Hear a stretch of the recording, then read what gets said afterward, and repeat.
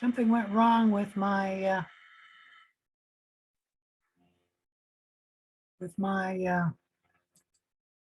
Zoom, and it ended.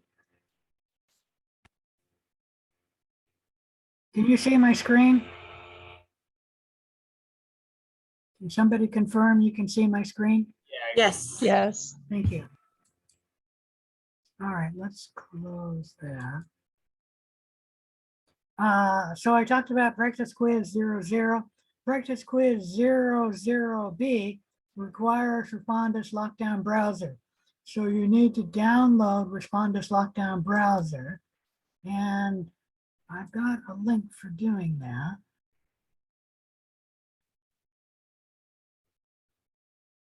Right here, Lockdown Browser, requirements. Click on this. And there's some place to do it in Canvas as well, but I've got a link on my webpage. And download instructions. And then install it on your computer. Check to see if it'll work by running the quiz 00B. If it does not work on your system, and there's usually one student every other term who it doesn't work on your system, you need to get help from the college computer help desk, and they'll get it running on your system. Usually all you need to do is change one setting on your computer to get the lockdown browser to run. And don't ask me what the setting is. I don't know. I've never helped someone. I've only referred them to the computer help desk. It is a good idea to get the lockdown browser running on your system with the practice quiz, because if you don't get it running on the practice quiz and then you try to take quiz 1 and it's not working on your system, then you're going to be stuck, because quiz 1 has to be finished by a certain date. And I can allow you to take it like maybe 2 days late, but beyond that, the answers will show, in which case you will not be allowed to take practice quiz, not practice quiz, quiz 1. So try and take the practice quiz, because I have a longer time period where you can actually take this quiz. And it's not a big objection to me if you take this quiz late and see the answers, because it's only worth, it's either worth 1 or 2 points, I don't remember. And I think each question is worth 0.1 points on the quiz 00B. So the more you get right, the more extra credit you'll get. Any question about any of that? I don't have a question about that, but I do have a question about the research project. I'm going to be talking about the research project. I haven't talked about it yet. Oh, all right. Okay. All right. All right. So like I said, try and take practice quiz 00B, because there was a student last term who never bothered taking it because she said it's only worth 1 point or 2 points if you do both of them together. And then she tried to take the quiz 1 and she couldn't. And she never got it up and running until after the answers showed. And I told her, no, you can't take it now. Any question about that? So you want to try and take practice quiz 00B. All right. Let's go ahead and start talking about the infectious disease project. You'll find a link to it in week 2 lab, infectious disease project. Let me go ahead and open that. This will be a large project. It's worth 100 points. And the goal is to make you a expert on one infectious disease. As I stated, you have to request what your disease will be. And if nobody has requested it, and it is an infectious disease, then you can take it. Remember, an infectious disease is one that can spread from one person to another. It's caused by a microorganism. Occasionally, people will request a disease which is not an infectious disease, and I'll tell you, you need to find another topic. Occasionally, people will request a disease which is caused by more than one organism. Like people will say, I want to do it on pneumonia. And I'll tell them, well, there's many different organisms which can cause pneumonia. I want you to pick one organism, like Klebsiella pneumonia, which causes pneumonia. Okay, and only do it on that one organism. All right, any question about any of that part?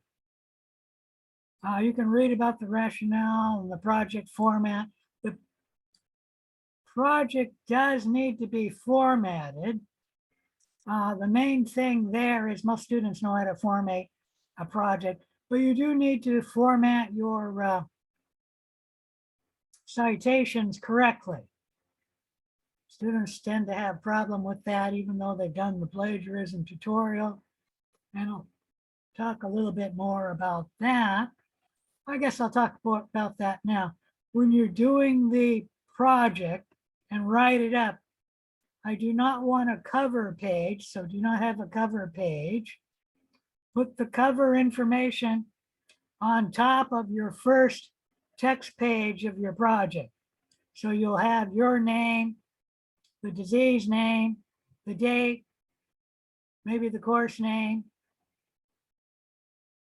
as the cover information, but just put it on top of your first page of your project, the first text page. And then in the text, you have your main body information. It should not exceed 5 single-sided pages. If you have more than 6, I'll mark you down. If you have less than 4, I'll mark you down, meaning I'll give you a little bit of slop. But it should be about 5 single-sided pages. I'm not counting in these pages your pictures or your references. The material in the text will be worth 60 points with an additional 15 points for grammar, spelling, and readability. And we'll talk exactly how the 60 points are broken down in a little bit. As much as possible, the text should be written in your own words. You should only use direct quotes only when absolutely necessary.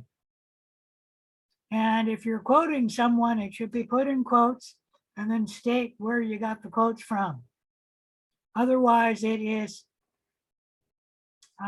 plagiarizing. Whatever you're giving knowledge that is not common knowledge, you should either put it in direct quotes or paraphrase it, and then give credit by putting a in-text citation after this information, which is not common knowledge. For example, let's say you're writing your report on COVID-19 and you state how many people have come down with COVID-19 in the United States. That's not common knowledge. I don't know what that number is. And you should state what it is and then state where you got that by an in-text citation. So you should have an in-text citation for everything that's not common knowledge. If you have the whole paragraph that's not common knowledge, you don't need to do it after each sentence.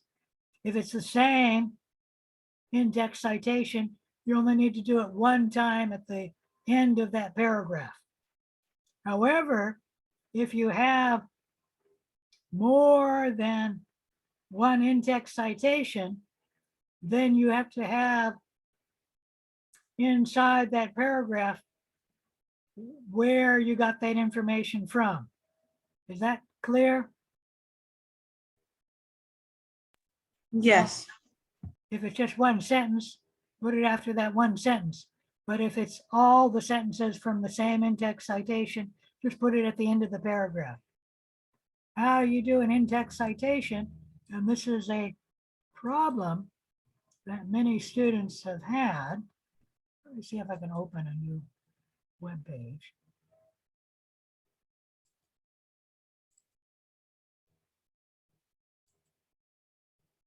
So you're stating your information, which is not common knowledge. And then what you do is the X's is the information, you put it in citations, and then you give the author's last name, and then the year,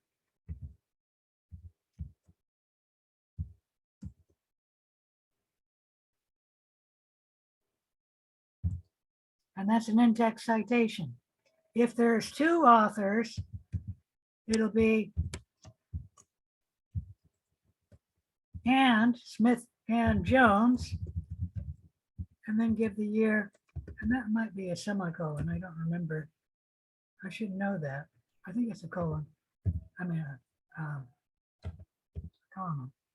I should look that up since I'm trying to give it to you.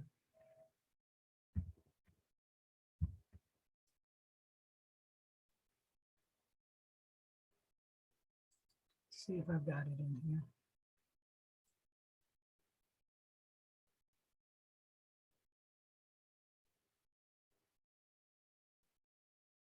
Don't.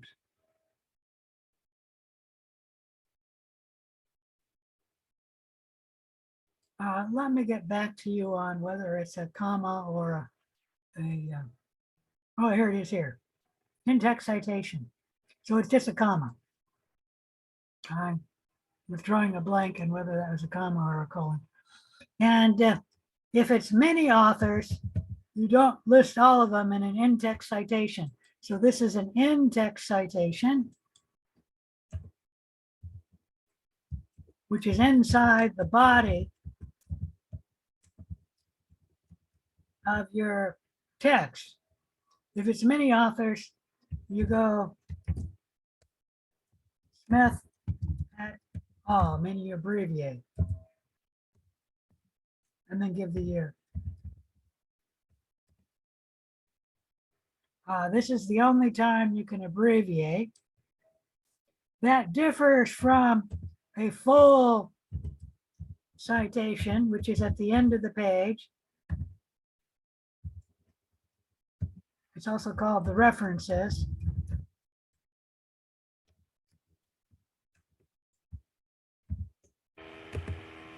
Where, I didn't spell that right.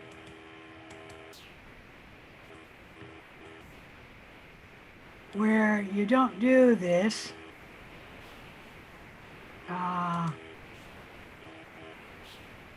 you cannot give an abbreviation in the references. You have to give all of them. And so let's go on here. Smith, A.J. Jones, excuse me.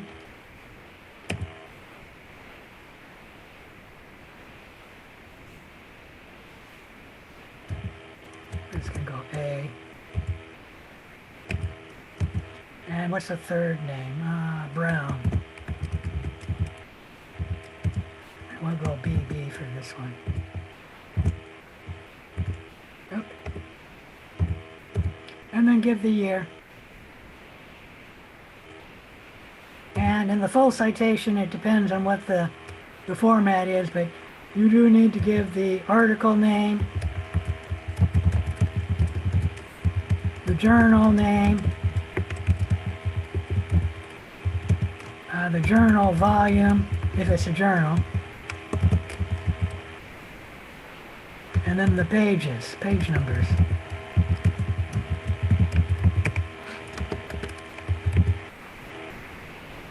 Is that everything? Article name, journal name. Oh, the year's right there. If it's a book,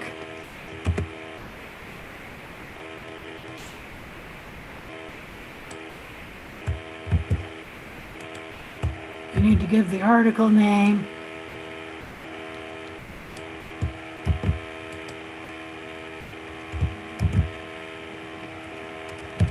the book name,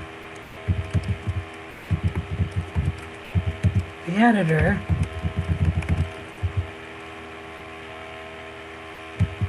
let's see, the publisher, city of publication,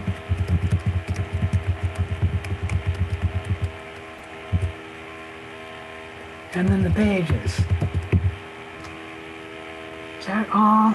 Article name, book name, editor, publisher, city of publication, and I don't have the year right. The year should be there.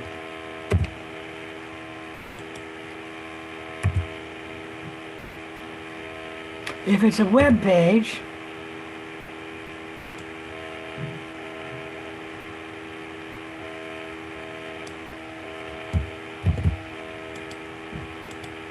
come on.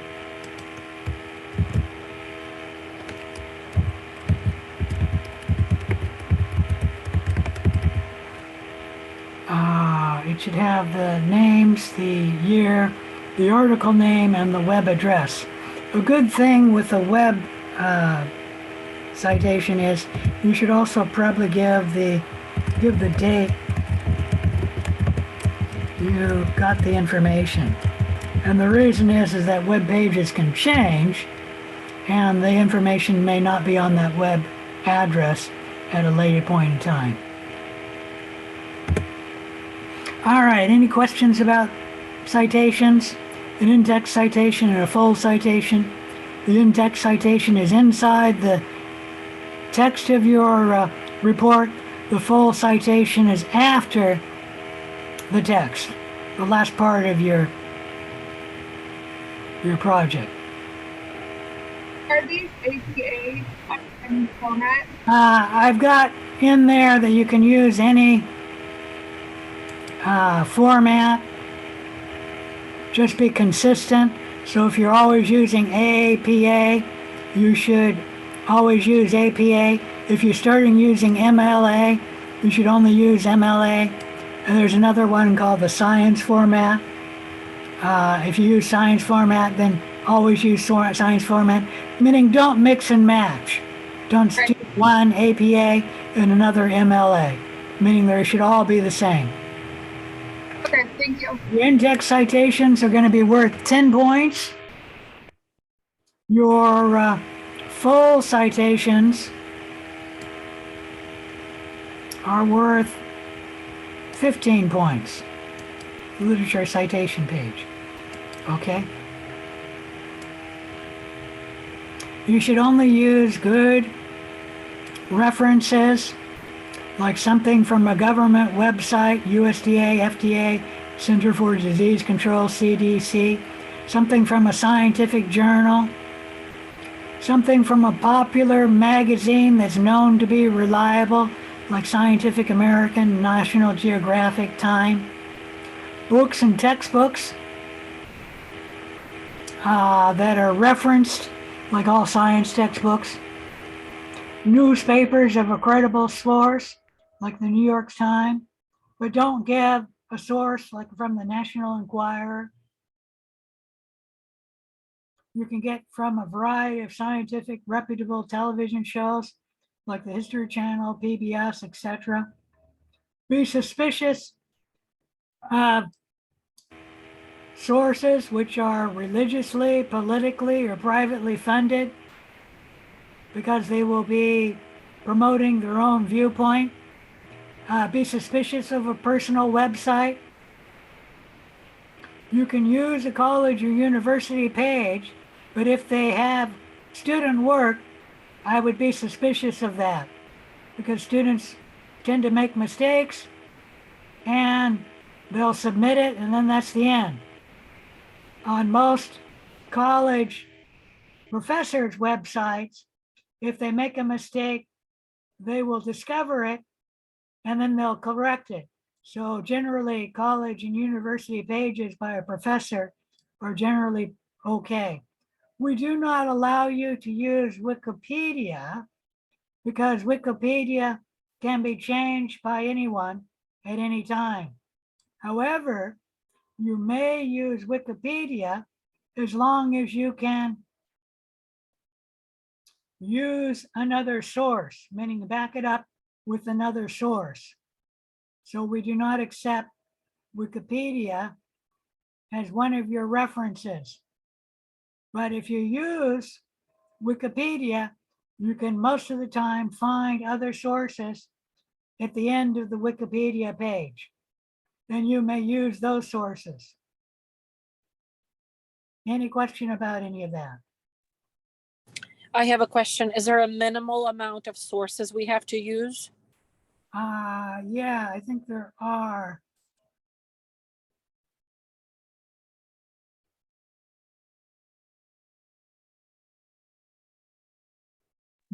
I believe I read that there's 4 sources I minimum. was thinking there it is. You need at least 4 unique good sources. And I will just look at them and I can tell if it's a good source or not. But you need at least 4 unique sources to reference your report. If you have less than 4, you'll get a penalty, and it's not a problem if you have more than 4. Okay, but you need at least 4.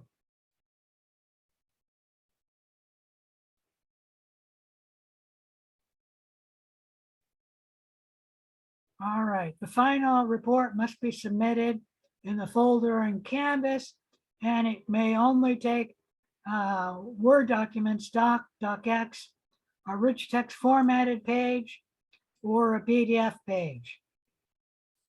Okay. A number of you are doing the lab where you're printing it out and writing it. Let me warn you that if you write, you need to have that dark enough so I can read it. I think some of you are writing with pencil or a very light pen, and it's not dark enough, and I gave you a warning. It's best if you take the document and just type it in the document and then submit the document.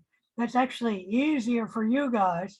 But if you do not have MS Word or something similar, then you'll have trouble doing that. But if you have MS Word, you should be able to just write your answer in the document.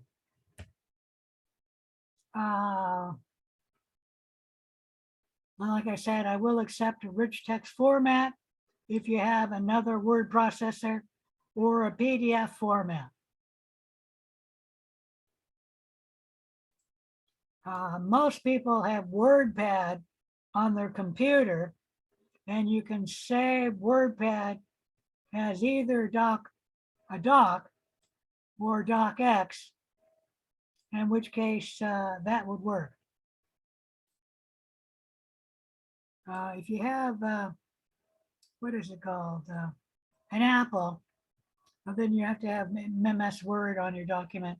But like I said, if you have a word processor, you can send it, save it as a rich text format or RTF format.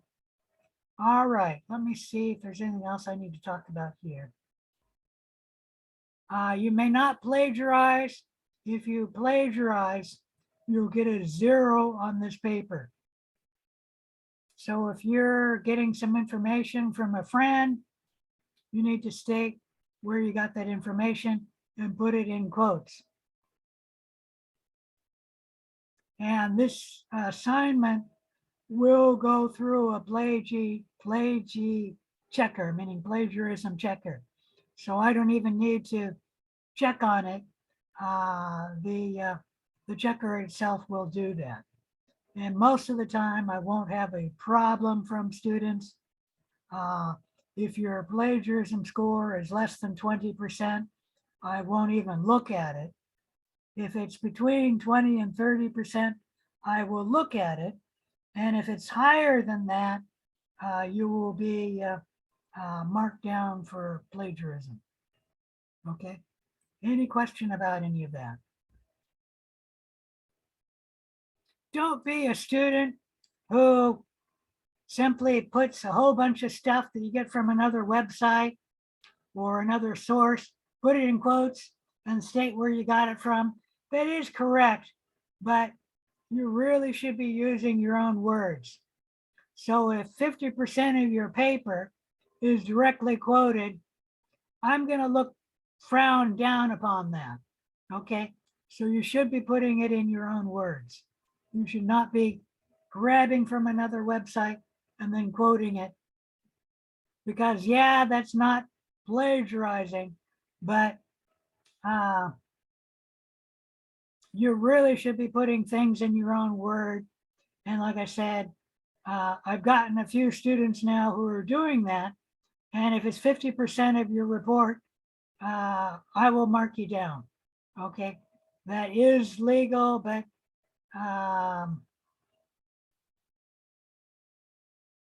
it should be put in your own words. So don't do that. Okay. And what I'll do there is, like I said, as long as it's less than 50%, you're okay. All right, so I talked about that. Let's talk about the project content.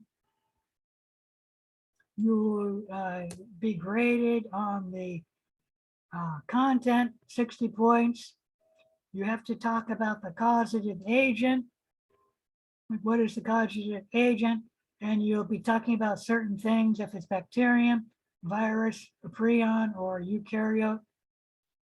It's about bacteria. Talk about what are the characteristics of the cell. Is it gram positive, gram negative? Talk about what the cell shape, cocci or bacilli or some other arrangement. What its metabolic capabilities are, etc. If it's a raw virus, tell me whether it's a DNA virus or an RNA virus, whether it's positive strand or negative strand RNA virus, whether it's a retrovirus, whether the virus is envelope or naked, how large it is, etc. Give me about the history of disease. Historically, how was the disease treated? What's the history of vaccine development? Describe our changes in the knowledge and attitude towards this disease throughout history. Now, something like COVID-19, we don't have much history, but actually our knowledge and attitude have changed even over the last 2 years. Like initially, people were working very hard to make sure they never got COVID-19. And you remember we were actually on sort of lockdown. A lot of people didn't even go into work. And now that's a thing of the past. We have the vaccine, which is available. And Clark College, for example, a lot of classes are beginning again. And so we will be exposed to COVID-19 and we're going to live with that. Okay, so that is a change in our knowledge and attitude. So talk about that. And other things like the plague, for example, was a real big change in our knowledge and attitude. Like initially with the plague, we didn't know it was causing it. And the attitude was mostly one of fear. And nowadays, if you come down with the plague, you know you have to get treated nearly immediately. Depending if it's pneumonic plague, you need to be treated nearly immediately because it's so lethal. Epidemiology, tell me about the epidemiology of the organism. Describe its prevalence and transmission. Where in the world is it prevalent? For something like the flu, it's worldwide, but give us how many people are currently infected. What's the rate of new infections? What's their morbidity and the mortality? Like with the flu, we do have mortality every year. And most of that is both the morbidity and the mortality is in the winter or late in the fall and early in the spring. What's the reservoir for the pathogen? If there is, like the flu, one reservoir is birds, other mammals, especially pigs and horses. And then what are the modes of transmission? With the flu, for example, it's mostly breathed in, but you can pick it up on your hands and then transfer the flu virus from your hands to a mucous membrane on your face. And that used to be the way that people said we got the flu. I'm not sure if that's still true today, but it is a significant way that people tend to get the flu, meaning they pick it up with their hands, like they touch a doorknob or a light switch, pick up the flu virus, and then inoculate the flu virus in a mucous membrane in their face. Tell me about the pathology of the disease, how the pathogenic affects different cells, tissues, organ systems. What tissues, organs, or cells does the pathogen affect? Like if you're talking about HIV, you should talk about how that virus affects the helper T cell, killing the helper T cell. What damage does the pathogen inflict? Like with the HIV virus, it kills off your helper T cells, and then your immune system is defective because there are no helper T cells. Talk about a toxin produced if a bacteria is producing a toxin. Talk about the response and treatment. That's both the medical treatment, where we are describing antibiotic treatment for the bacteria, but also talk about the immune system and how it works against the pathogen. Is it a cell-mediated immunity, humoral immunity, innate immunity? That's one you're born with. Acquired immunity, that's one that your immune system learns to attack. How the disease is diagnosed, what the medical treatment exists, and if there's an antibiotic treatment against it, are there resistant strains to that antibiotic? And then prophylactic measures that can be taken to limit the risk of infection. Like with COVID-19, you stay away from other people, especially sick people. That's one prophylactic measure. You can wear a mask. That'll reduce your chance of getting infected, as well as reduce the chance that if you're infected, you spread it. With tick bite, you can check your body to see if a tick is on you and pull off the tick before you get bitten. And that would be a prophylactic measure. And then tell me about the socio-political and economic considerations of the disease. Any question about any of that? How you'll be graded is shown at the end here. The cover information will be 1 point, the causative agent 9 points, the history of disease 10 points, epidemiology 10 points, pathology 10 points, response and treatment 10 points, socio, political, and economic issues 10 points. And I don't state this here, but you should have a subheading giving each of these, the causative agent, the history, each of these, so that it's easy for me to find where do you have the socio and political economic issues. The quality of your writing will be worth 15 points. That'll be meaning I'm looking at grammar, spelling, punctuation, how the reading flows, what the readability is. If you do a good job, you'll get 15 points. If you do a poor job, you'll get less than that. In-text citations will be worth 10 points. Everything that's not common knowledge should have an in-text citation. Very rarely do I mark down and say, you need to use more in-text citations. But if you don't have enough, you will be marked down. If it's in the wrong format, it will be marked down. And then the literature citation page, students tend to get this right, assuming they have 4 reputable sources. And then they correctly give the citation, meaning the correct format. They don't use abbreviations. They have all the information for the literature citation. If they don't, they'll be marked down. And that'll be a total of out of 100 points. Any question about any of this? All right, if not, pick a topic, message me in Canvas, and I will get back to you whether you get that topic or not. Generally, if it's an infectious disease and you're the first person asking for it, you will get that infectious disease project. Any questions? Is there a list that we're pulling from, or are we just finding one that interests us and we're asking you about it? You're just picking one. It's any infectious disease. Okay. Okay. All right, if there's no questions, I think we're done. So I'll see you next time in the lecture on Thursday. Thank you. All right. Thank you. Bye.